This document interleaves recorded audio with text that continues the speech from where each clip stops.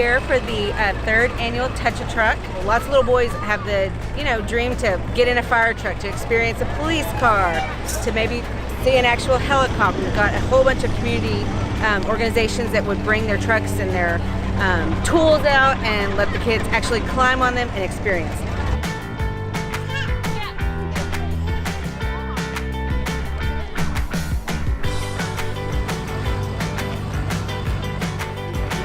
Just to see those smiles and to see us impacting children, even if it's just having a fun day and getting them to maybe live out some of their dreams as little kids.